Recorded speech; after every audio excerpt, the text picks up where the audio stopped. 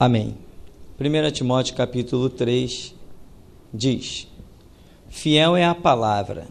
Se alguém aspira ao episcopado, excelente obra almeja.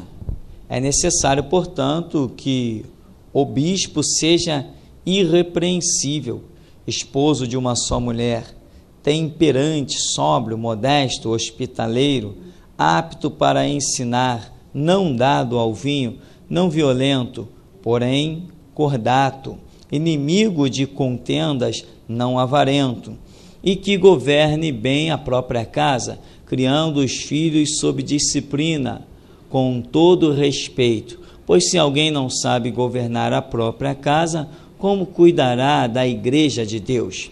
Não seja neófito, para não suceder que se ensoberbeça e incorra na condenação do diabo.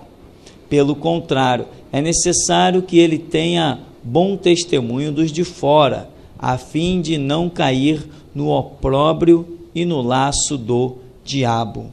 Amém? Poder sentar em nome de Jesus. Irmão, esse conselho do apóstolo Paulo, dado para Timóteo, que dirigia já então uma igreja, né? Imagino quanta pergunta Timóteo não fazia a Paulo. Quando Paulo fundou determinada igreja, parece que deixou Timóteo assumindo essa igreja. E conselhos e mais conselhos são dados a Timóteo. E aqui ele está falando de qualificação dos bispos e dos diáconos, diz o subtítulo que tem nessa Bíblia, para nos ajudar na procura, não que eles façam parte do original, mas é um título para nos posicionar a respeito do texto. Esses títulos, né, bispos, se você vê o título bispo, pastor, presbítero, esses títulos significam a mesma coisa. Eram aqueles que tinham a posição de dirigir a igreja de Jesus Cristo. Pedro escreve dizendo: aos presbíteros escrevo eu, que também sou presbítero com eles. Ora, ele não era apóstolo, né? O título apóstolo, na verdade, não é nenhum atributo eclesiástico. A palavra apóstolo só significa enviado. É isto que significa a palavra apóstolo. Jesus chamou aqueles e com aqueles ele ia começar uma obra, ia enviá-los. Então deu aqueles títulos de apóstolo, ou seja, você é um apóstolo. A partir do momento que você tem o ID de Cristo na sua vida, que você faz a obra, seja pelo telefone, seja pela carta, seja falando para o seu vizinho, você é um enviado de Deus ao mundo. A palavra apóstolo só significa isso. Claro, aí tem essa palhaçada toda que a gente vê na nossa sociedade como fruto da queda da igreja e da queda dos seus ministros. Cada um cria o título que quer, como se esse título fosse superior ao outro. Por exemplo, aqui, o que eu faço aqui? Aqui, em outras palavras, né, vamos falar assim grosseiramente, aqui eu mando e desmando, mas não sou apóstolo. Eu não sou o apóstolo primaz. E, no entanto, tem um monte de gente por aí com o título de bispo que apenas obedece. É sujeito a outros homens dentro de um ministério hierárquico. Então, o título dele não é maior que o meu. Eu sou pastor, sou fundador de uma igreja, coordeno os trabalhos, e ele não pode fazer isso. Ele é bispo, mas ele só recebe ordens, não pode fazer nada. Então, muita gente pensa: eu sou bispo. Você não é nada. Inclusive, o pastor da Universal, que estava furioso, me ligou, né? E ele dizia assim: eu sou um pastor. Eu falei: engano seu, você é um empregado. Na Universal não tem pastor, só tem empregado. Aí mesmo, irmão, que o homem queria passar pelo telefone de qualquer jeito. Ainda bem que o fio estava enrolado. Então, irmão, aqui esses nomes nada interessam. O que interessa é o serviço. Jesus nunca vai dizer assim: Ah, você é o quê? Bispo? Vem cá, bendito do meu Pai, aqui está o galardão para os bispos. Aqui está o galardão para os apóstolos. Aqui está o galardão para os enviados não sei de quê. Aqui está o galardão dos missionários. Aqui está o galardão dos pastores. É assim que a Bíblia mostra? Não. Aqui está o galardão pelas suas obras. Deixe que as suas obras sejam maiores que os seus títulos. Seja esperto. Eu sou esperto. Te digo uma coisa, irmão, eu sou esperto. Desde quando eu era apenas um membro da igreja, eu já trabalhava muito mais que muito pastor. Eu quero que as minhas obras sejam sempre superiores a qualquer título. Porque um dia eu não receberei galardão pelos meus títulos, mas sim pelas minhas obras. E lá nós veremos a diferença. Amém? Porém, essa é só uma introdução a respeito dessa confusão de títulos que tem por aí, né? Tem um homem até que ele se intitulou apóstolo. Depois, um monte de gente começou a copiá-lo, se chamando também apóstolo. Aí o que ele fez? Ele passou a se intitular apóstolo primaz. E tinha uma turma na igreja que dizia assim, é o apóstata primata. Falei, perfeito. Apóstata primata fica muito melhor para ele do que apóstolo primaz, né? Um louco que prega predestinação. Também nos ligam eles de vez em quando, porque os irmãos foram espalhar o CD que fala da predestinação lá na área deles, eles também estão meio tontos. Deixa ligar à vontade. Quem sabe numa dessa Deus nos dá a graça de lhes dar uma palavra que lhes possa arrancar do caminho da perdição. Nós estamos aqui para isso.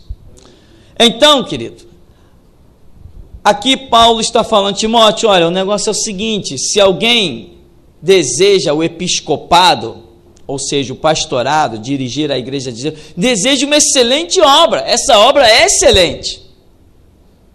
Embora a gente veja alguns pastores dizendo assim, olha, irmão, se eu pudesse sentar no banco e esquecer esse negócio de liderança, ficar quietinho lá no banco, é o que eu queria. Porque realmente, às vezes, tem uns períodos, umas fases, umas situações que não é moleza não encarar, meu irmão. Mas se alguém está numa posição que Deus botou, Deus já preparou, amém? Deus já capacitou para aquela posição. Então, Paulo diz, se alguém deseja sair, deseja uma excelente obra. Aí diz assim, porém é necessário que o bispo seja irrepreensível, esposo de uma só mulher, temperado, sóbrio, modesto, hospitaleiro, apto para ensinar. Apto para ensinar. O que adianta ter um bispo, ou um pastor, ou seja lá, um dirigente, um líder que for, e não ter aptidão para ensinar? Se não tem aptidão para ensinar, não tem chamado para o episcopado. Mas você conhece umas igrejas por aí. Se não conhece, eu te levo em algumas. Que você vai lá, cadê o pastor? Está passeando. Cadê o pastor? Está viajando. Cadê o pastor? Está lá atrás no gabinete. E todos os cultos é o irmão que veio não sei de onde que está pregando, é a irmã não sei de onde que está pregando, é o irmão que está da igreja que está pregando. O pastor não prega. Aí vai conversar com o pastor como eu fui conversar. Não, irmão, eu não tenho dom de pregar. Mercenário. Se não tem o dom de pregar, não tem chamado pastoral. É mercenário, está vivendo do salário da igreja, porque não tem coragem, nem condição de ir lá fora arrumar um emprego. Então está fazendo da igreja um cabide de emprego, porque se não tem condição de pregar, não tem chamado pastoral. Isso é 2 mais 2 igual a 4. Aí, outra igreja eu fui, irmão, você não prega não? Não, irmão, esse negócio de pregar não é muito comigo não, os irmãos vão aí dando oportunidade, vai fazendo culto. Mercenário, quer aparecer, quer destaque, quer estar à frente da obra. Irmãos, quando eu me converti, eu não tinha coragem de dar um folheto na mão de ninguém. Se existiu uma pessoa tímida nesse mundo, era eu. Deus foi realizando uma obra, que eu subi Morro do Quingongo para pregar, eu subia Morro da Providência para pregar. Podia dar o tiro que for, estava no meio do trabalho, o trabalho continuava, eu continuava pregando. Eu preguei na Central do Brasil, naquela praça já. Eu já preguei em tudo que é estação de trem, que vai, antigamente era o Paradouro, que ia até Deodoro, agora não sei como é que funciona isso. Eu preguei em tudo que era estação daquela. Eu pregava, sabe como? Na escada. Quando você prega na escada, todo mundo te ouve, aquela multidão parada ali. Eu vi gente se converter assim na plataforma. Dentro do trem eu pregava, e quando eu saía de cada evangelismo que eu saía, eu dizia assim: meu Deus, só tu podias fazer uma obra dessa, só tu, verdadeiramente há um Deus. Aleluia. Porque um homem que tinha os lábios travados como eu, de repente a língua soltou de uma maneira inigualável. Se há um chamado, a coisa tem que aparecer. Então, tem que ser apto para ensinar. Tem que ser. Tem que ter o dom, tem que ter o talento. Se tem o chamado, se Deus colocou naquela posição, os frutos daquela posição têm que aparecer. Então, meu irmão, cuidado. Amanhã depois você pode mudar de cidade, sei lá, certo ou errado. Pode parar num lugar e você vai procurar uma igreja, você é servo do Senhor. Cuidado com a igreja que você vai procurar. Não tem um monte de gente aí vivendo debaixo de maldição, porque estão congregando em lugares com mulher pastora? Meu irmão, foge disso. Escapa disso. Foge com todas as tuas forças. Mulher com título de pastora não é bênção, é maldição, é desgraça para a igreja de Jesus Cristo. Foge disso. Tem dúvida? Entra no teu quarto, fecha a tua porta e fala com teu pai. Aqui, ele está dizendo um monte de regra. Esposo de uma só mulher, né?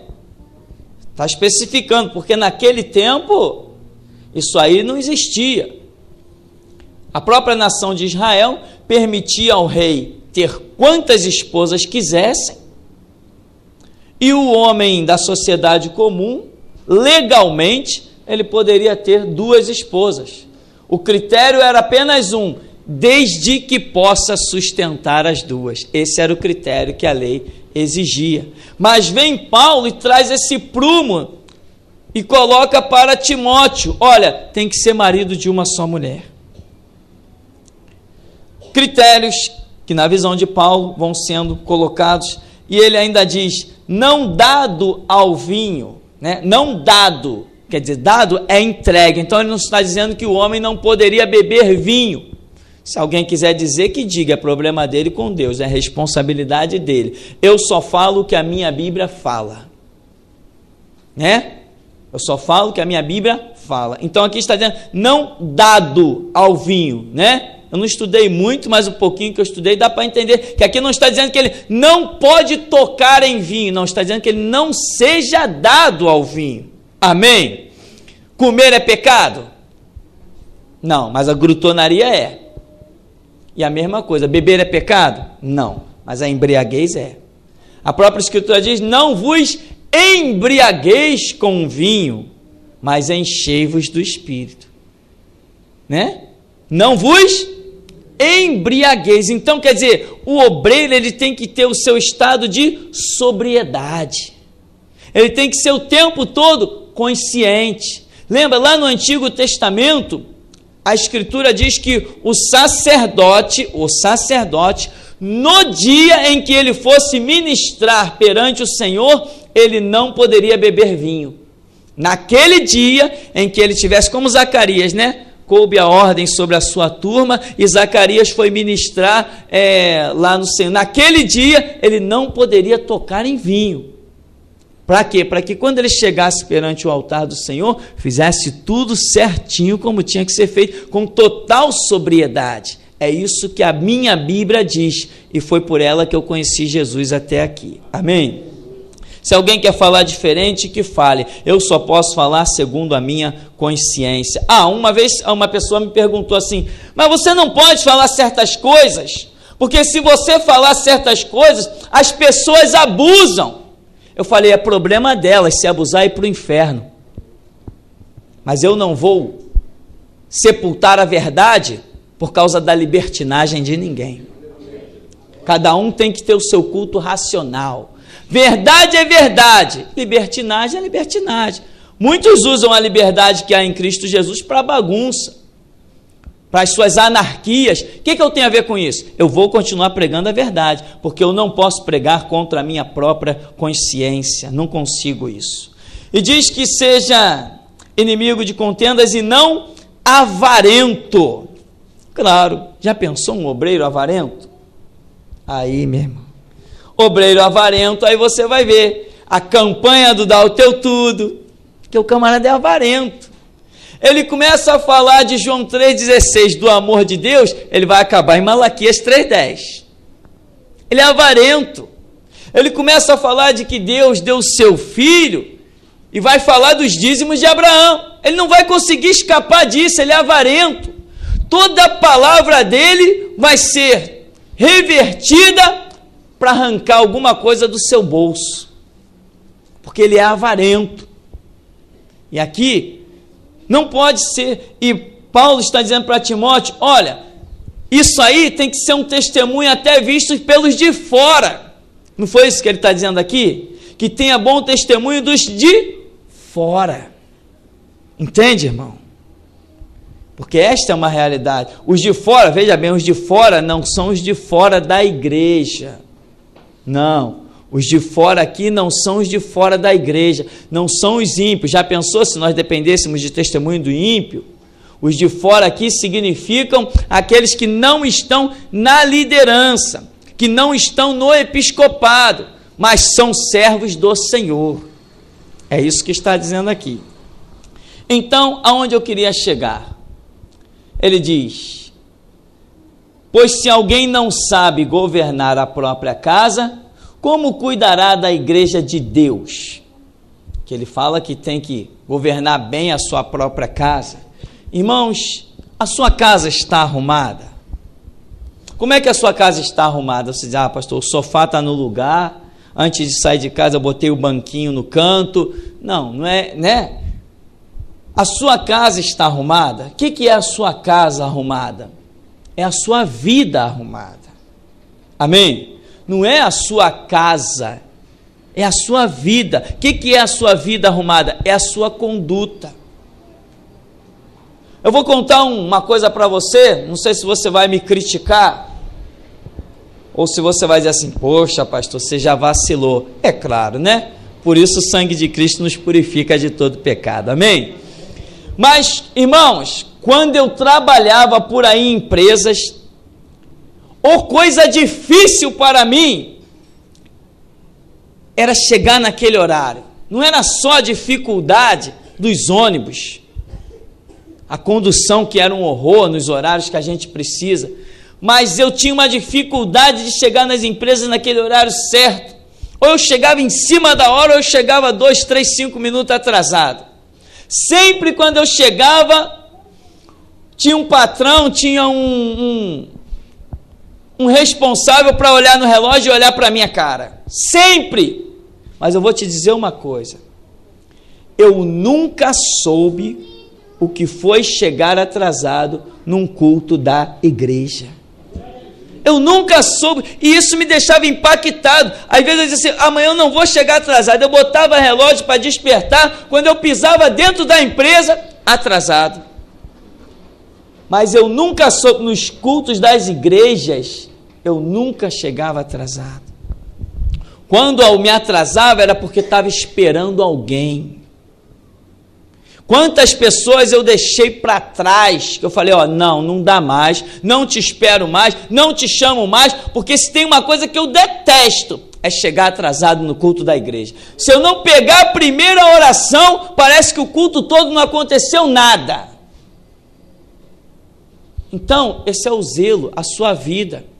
Você tem que ter a sua casa em submissão E a sua casa é a sua organização perante Deus. É Deus que julga se a sua casa está arrumada ou não. Porque os outros não importa o julgamento dos outros. Importa o que Deus pensa da sua vida, como Deus olha os seus atos. No verso 6, não seja neófito para que não suceda que se ensoberbecendo incorra na condenação do diabo. Neófito significa o quê?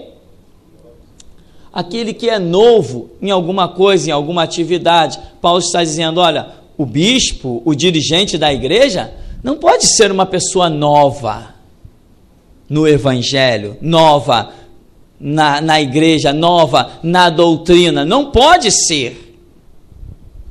Porque ele vai cair na condenação do diabo. Ele vai se ensoberbecer. Irmãos, antes de nós assumirmos a obra neste lugar, depois de mais de 10 anos de evangelho, 12 anos de evangelho, antes de assumirmos a obra neste lugar, já tínhamos 12 anos de evangelho. Nesse tempo eu vi muita gente assumir obra, muita gente ser consagrada a pastor, muita gente receber título, muita gente viajar por aí com outros homens, eu vi tudo isso. E todas essas pessoas hoje se encontram desviadas, porque eram neófitos. O que é um neófito? Não é só o novo simplesmente, mas é aquele que não está preparado para aquela obra. Ele é novo para aquela obra. Você, quando entra numa empresa, você entra fazendo alguma coisa, mas tem outras coisas que você não pode fazer. Por quê? Não adquiriu experiência, não adquiriu conhecimento. Assim é a igreja. Quando você entra na igreja, você já pode fazer umas coisas, mas não pode fazer outras.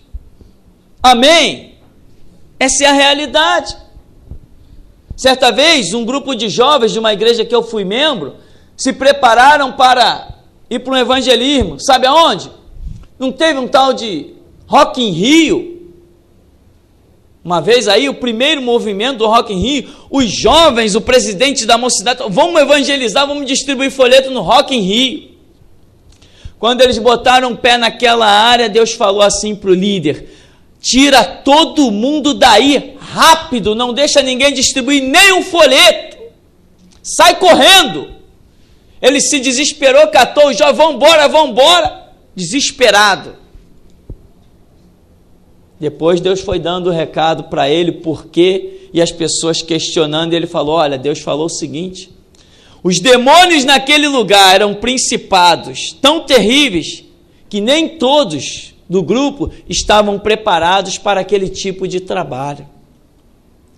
Ali haveria investida do diabo tão pesada, que aqueles jovens seriam feridos tão seriamente, que se desviariam e nunca mais iam querer saber de Jesus. Isso foi o que ele transmitiu. Depois de já estar lá no meio, com folheto e tudo. Ou seja, dentro da igreja é a mesma história. Você não faz, assim como você chega numa empresa, é a igreja. Você não pode chegar fazendo tudo. Mas chega uma hora que você já não é um neófito. E você está habilitado para quase todos os trabalhos. Para qual trabalho você estará habilitado? Para o trabalho que Deus te recrutar. Se Ele te recrutou para aquele trabalho, é porque Ele não considera você um neófito para aquilo. Lembra da parábola dos talentos, que o Senhor repartiu a cada um? Segundo a sua própria capacidade. Então é Ele quem tem que te separar. Porque se os homens te separarem, os homens podem te jogar na cova dos leões, na fornalha de fogo ardente. Os homens podem te colocar em maus lençóis. E é isso que nós estamos vendo por aí, com as chamadas igrejas das oportunidades. Quantas vidas destruídas, quantas pessoas feridas, Aqui mesmo nesse lugar eu entreguei um recado para um irmão. Falei: irmão, sai de trás daquele púlpito que o diabo vai te frechar lá atrás, vai acabar contigo. Não, mas eu fui consagrado. Eu falei: eu não fui. Sai de trás daquele púlpito, que esse pastor que te colocou lá é um mercenário, é um ladrão. Eu falei assim: eu nem conheço ele, mas pelo que ele está fazendo contigo, ele é um mercenário, é um ladrão, ele vai acabar contigo. Sai de trás daquele púlpito, não chegou o teu tempo, não chegou a tua hora. Não. E agora? Está desviado. Está desviado. Pessoas que tinham um grande chamado de Deus, que Deus já tinha mostrado, agora estão desviados. Porque você não pode ir aonde Deus não te manda. Teve um jovem que numa terça-feira de carnaval nós resolvemos abrir a igreja. Esse jovem entrou aqui e se converteu. Saiu da maconha, saiu da cocaína, Deus deu a direção, ele foi para outro município, depois voltou já batizado, comendo Bíblia, se alimentando, falando de coisas tremendas. Eu me alegrei, estava em nosso meio, passou na porta de uma igreja das oportunidades, jogaram um laço no pescoço dele, botaram ele para dirigir o trabalho. Ele veio falar comigo, eu falei: olha, não é a sua hora, você é muito novo para isso, sua hora é de aprender Bíblia. Você não pode falar sem primeiro aprender, não pode falar sem primeiro ouvir.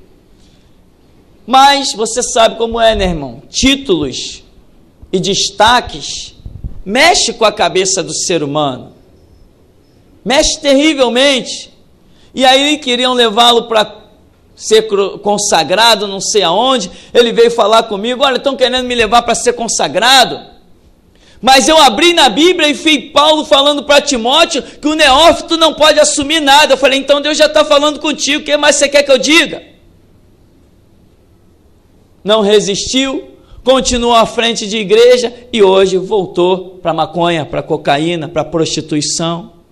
Alguém vai dar conta, é claro, alguém tem que dar conta, se servimos um Deus de justiça. Mas é isso que acontece nas chamadas igrejas das oportunidades. As pessoas não estão preparadas, mas o líder mercenário, ele quer segurar a pessoa, nada melhor do que dar um cargo. Tem um monte de igreja por aí fazendo consagração de pastora. Normalmente a vida dessas mulheres consagradas a pastora, é por isso que os meus inimigos não gostam de me ouvir falar. Normalmente a vida dessas mulheres consagradas a pastoras são vidas que financeiramente são ótimas. São empresárias da Petrobras, são microempresárias, tem programas de televisão. Aí os mercenários consagram logo a pastora, que assim segura no ministério e segura os dízimos e as ofertas. Eles não gostam de me ouvir falar, o que eu posso fazer? Mas Jesus gosta de me ouvir falar. Ele gosta, eu sei que ele gosta, porque eu desfruto do sono e da paz e da graça dele. Ele gosta de me ouvir falar. Mas essas verdades que nem todos têm coragem para falar, sacode e gera muito mais inimigos do que amigos. Mas até aqui me ajudou o Senhor e ele eu não posso perder como amigo. Então, querido, não adianta ser neófito, porque Paulo diz que para não se ensoberbecer, meu irmão, é a realidade. Você não pode botar uma pessoa nova para fazer nada. Se você chega num lugar, numa empresa, e lá tem um garoto de 17, 18 anos, e você der autoridade para ele sobre 5, 6 pessoas, você destrói ele, e ele destrói a própria empresa. Eu trabalhei numa empresa de ônibus, já sofri também, irmão. Trabalhei numa empresa de ônibus, que por ironia do destino, o nome da empresa é Transporte Futuro. Eu nunca vi uma empresa tão retrógrada quanto aquela. O chefe lá da garagem do ônibus era um garotão desses viciados em maconha e cocaína. E botaram um camarada lá para liderar 50, 60 homens. Ele se achava o máximo. Ele era a desgraça da empresa. Ele era a desgraça da empresa. Os próprios conselheiros da empresa diziam assim: esse camarada vai destruir a empresa. Mas não podiam tirá-lo de lá, sabe por quê? Era filho do dono. Não pode, meu irmão. Não pode. Deus, à medida que a sua cabeça crescer, maturidade, Deus te dará mais responsabilidade. Tem que crescer aqui dentro. A gente não cresce no corpo, a gente cresce na alma e no espírito. Entendimento, compreensão das coisas. Você não pode ser um neófito. Se Deus te colocar para pregar para uma pessoa, faça isso com todo empenho. Se Deus te colocar para 1 milhão, lembra de que um dia você já pregou para 1. E tenha a mesma humildade, a mesma responsabilidade. Não mude a qualidade das suas roupas. Mude sim, por você gostar de um tecido ou de outro, mas não pelo valor delas.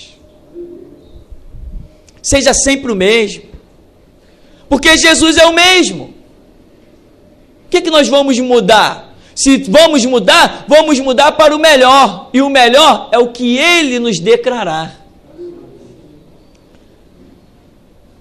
O que acontece com o neófito? Se ensoberbece e cai na condenação do diabo. O que aconteceu com o diabo? Se ensoberbeceu.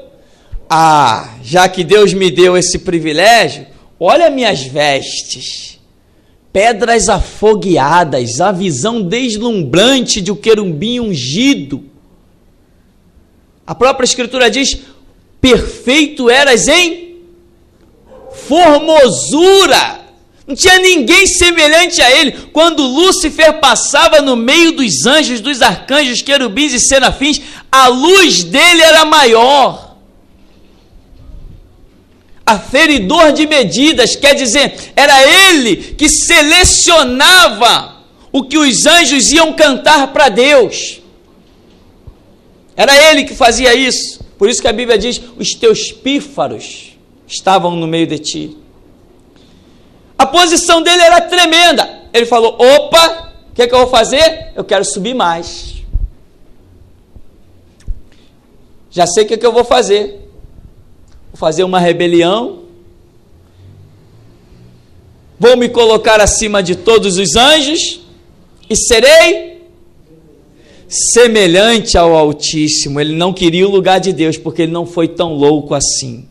Ele não disse serei igual a Deus ou serei superior a Deus. Ele disse serei semelhante, quer dizer, parecido, em posição inferior, porque ele sabia muito bem que a posição de Deus é intocável. Ele sabe disso. Por isso a Bíblia diz: tu crês que há um só Deus? Fazes muito bem. Até os demônios creem e estremecem. Então, ele falou: vou ser semelhante a Deus.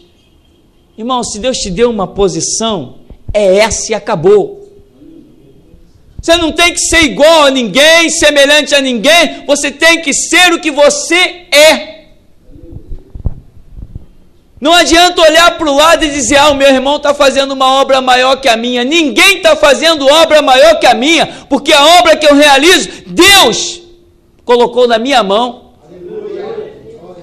Ele me olhou, me responsabilizou, Ele me viu em condição, Ele investiu na minha vida para que eu realize o que Ele me mandou realizar. Não tem obra maior que a minha. Se a minha obra não for feita, ficará um espaço, uma lacuna no reino de Deus.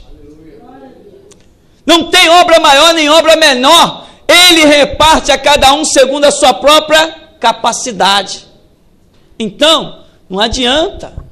Às vezes a pessoa é neófita nos seus projetos.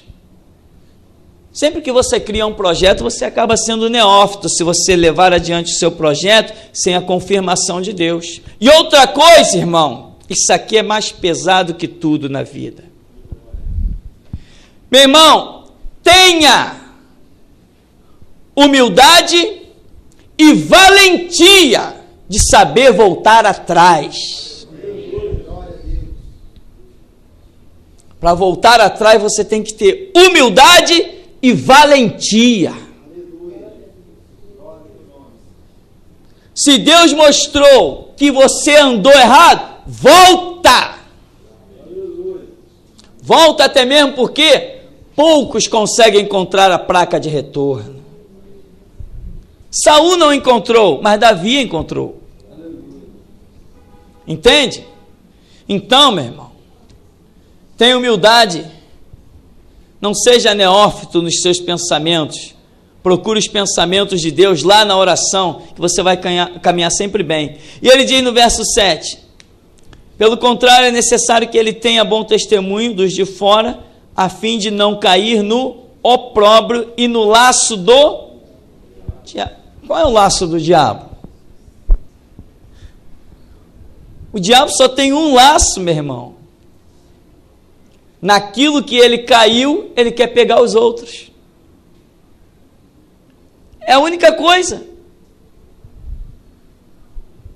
O que ele queria ser? Semelhante ao Altíssimo. Ele queria posição, né? Ele queria destaque. Ele queria superioridade. Porque ele diz, acima das estrelas de Deus me colocarei. Quer dizer, estrelas significam os anjos. Ele queria estar acima de todos os anjos, né? Queria governar sobre todos. Ele queria ser o melhor, o mais inteligente, o mais esperto, o mais bonito. Enfim, ele queria tudo mais além da posição que Deus já o tinha dado. Ele queria além. Ele não se contentou com aquela posição. Aí aconteceu o que aconteceu, a rebelião, ele foi expulso, aí ele vem para a terra, chega para Eva e diz o quê? Olha lá que bonito, pode tocar, pode comer, porque Deus sabe que no dia que vocês tocarem, comerem naquele fruto, vossos olhos se abrirão e sereis semelhantes ao Altíssimo. O laço que ele deixou no seu coração e na sua cabeça é o mesmo que ele usa hoje para pegar outras pessoas. Ah lá, você pode ser que nem ele. Ah lá, você pode ser melhor que aquele. Não, aquele lá fez aquilo e tu pode ser muito melhor. Ele tem dinheiro e tu também pode ter. Ele tem fé, tu tem mais fé que ele. Não é assim? O diabo tem o mesmo laço que o destruiu, ele traz com ele para jogar em cima dos outros. É cair no opróbrio e no laço do diabo. Mas todo mundo cai nesse laço do diabo? Não. Mas quem cai? Os novatos, os neófitos. Os neófitos caem. Por quê? Porque não tem a maturidade. Mas como que você vai adquirir maturidade? Pelo que nós estamos cansados de ensinar. Não seja o que Deus não disser que você é, não faça o que Deus não mandar você fazer, tenha humildade e valentia para voltar atrás no passo errado. Passo errado todos nós damos. Lugar de santo é no céu, na terra só tem pecador. Aleluia. Passo errado todos nós damos. A Bíblia diz, miserável é o homem pós-cinza. A Bíblia diz que todos pecaram e destituídos estão da glória de Deus. Deus não conta com pecador, mas conta com pecador arrependido. Aleluia. Deus não conta com quem vive mergulhado no pecado, mas conta com aquele que reconhece o seu estado pecaminoso e estende a mão para o alto. Aleluia. Com esse Deus conta. Isso é maturidade. A própria Escritura diz que o cair é do homem, mas o levantar é de Deus. 7 vezes cairá o justo. Está falando de mim e de você. Estamos sujeitos a cair, mas 7 vezes o levantará o Senhor e estará de pé. É isso que diz a Bíblia.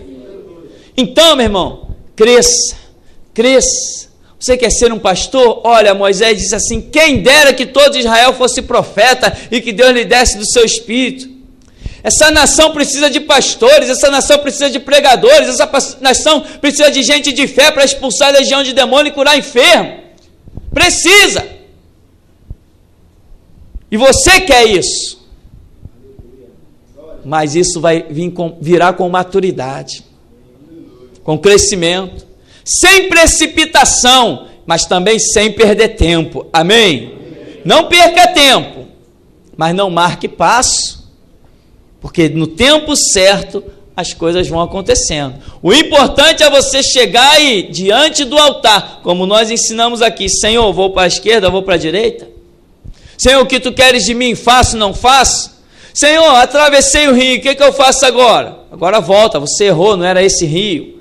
Entende? Tenha humildade e tenha valentia. Quando Deus te falar alguma coisa, não importa o que vão pensar a seu respeito, o que vão dizer a seu respeito. Faça aquilo que Deus te mostrar, porque Ele é que tem condições de te honrar. É Ele.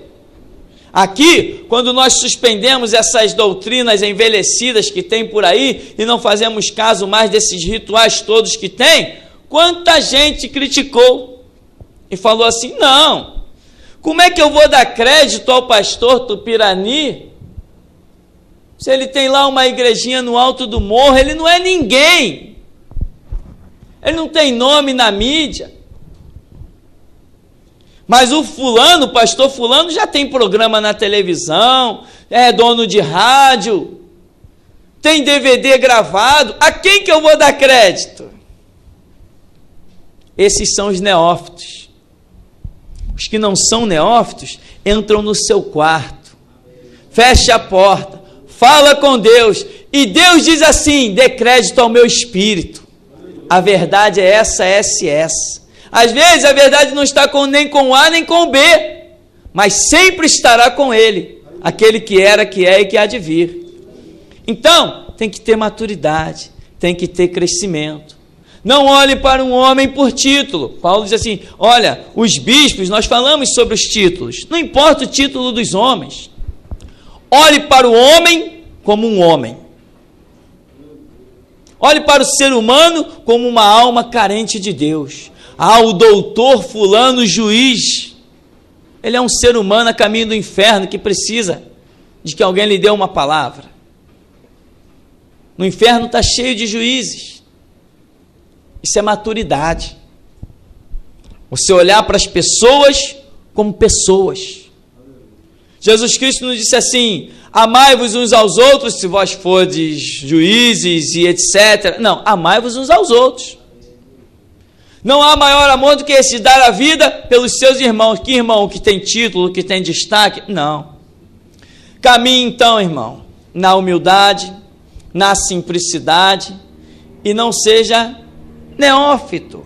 Cresça na intimidade do seu quarto, na intimidade da Escritura. Deixa que o Espírito Santo ministre ao seu espírito. Por quê? Assim você nunca cai.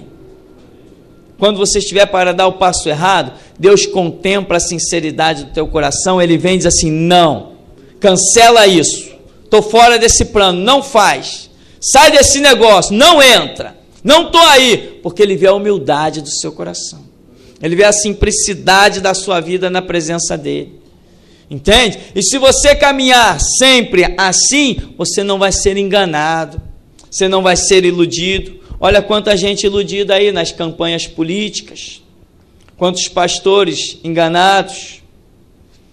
A hora que o anticristo apertar as coisas, esses pastores que fizeram aliança com o Estado e com a política, só de pensar na pele deles já dá dó.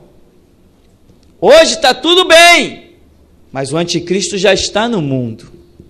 E eles estão tendo atitudes de neófitos. Foram os nossos irmãos lá do começo, depois que os apóstolos primeiros faleceram, os nossos irmãos do começo fizeram aliança com o Estado, lembra? Porque eram neófitos. E hoje, pastores aí veteranos estão tendo atitudes de neófitos. Espera só mais um pouquinho.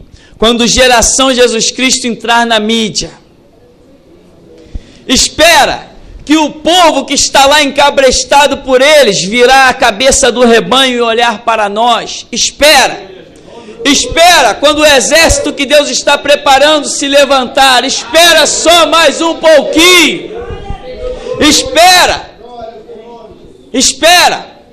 Quando eles disserem também, e é a verdade, já era, eles estão encabrestados, estão entrelaçados, acabou para eles. Quando eles reconhecerem, Deus já não contará mais com eles. Mas ainda há um povo que nós vamos encontrar. Amém, querido? Então atente para a oração, para o estudo bíblico, porque ali você adquire experiência. Adquire experiência. Ore, clame, encare o diabo confiado na palavra. Deus não te olha como um neófito. Sabia disso? Porque Ele já vê o teu amanhã.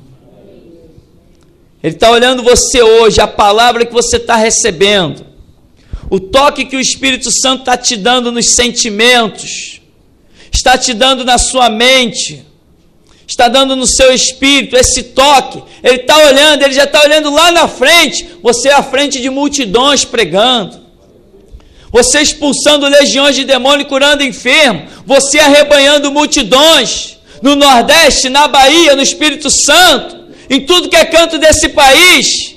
Deus já está olhando para você, dirigindo o rebanho dele. É assim que Deus está te olhando, irmão, como alguém que vai glorificar o nome dele, desfazendo as obras do diabo verdadeiramente, edificando vidas, libertando os cativos e os oprimidos. Ele não está te olhando como um neófito. Sabe por quê? Porque você está esperando o seu tempo, a sua hora chegar. Cuidado. Apenas tome cuidado com uma coisa, sabe com o quê? Não ouses pensar que é com o diabo. Ele que tem que tomar cuidado conosco. Tome cuidado com os pastores mercenários, que Paulo diz aqui, ó, não pode ser avarento, não pode ser que quem não saiba governar a sua própria vida. Com esses é que você tem que tomar cuidado. Lá fora não existe perigo, não. O perigo hoje está da porta da igreja para dentro, não está mais da porta da igreja para fora. Eu nunca tive problema com o diabo.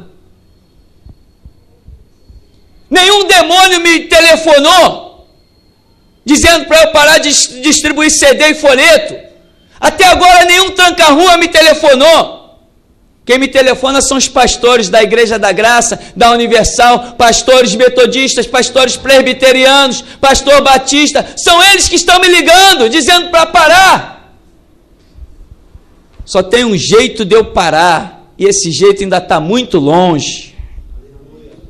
Amém, irmão? Então, querido, fica na sua posição, porque na posição em que você está, se Deus te colocou nela, você não é um neófito, é um veterano e vencedor. Então, querido, o Senhor nos abençoe em nome de Jesus.